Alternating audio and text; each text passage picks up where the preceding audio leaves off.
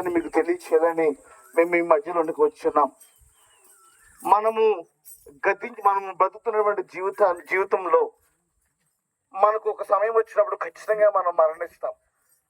మరణించిన తర్వాత ఖచ్చితంగా మనము మరొక ప్రపంచం ఉన్నదనేటువంటి విషయాన్ని బైబిల్ గ్రంథంలో లిఖించబడి ఉంది. కనుకనే ఈ మాటను మీకు తెలియజేస్తున్నాం. ఏమిటి అంటే, యేసు ప్రభువారు మాత్రమే ఆ యొక్క స్వర్గానికి లేదా ఆ పరలోకానికి తీసుకెళ్ళేటువంటి మార్గమై ఉన్నాడని మేము తెలియచేయడంలో మేము ఎంతో సంతోషిస్తూ ఉన్నాం.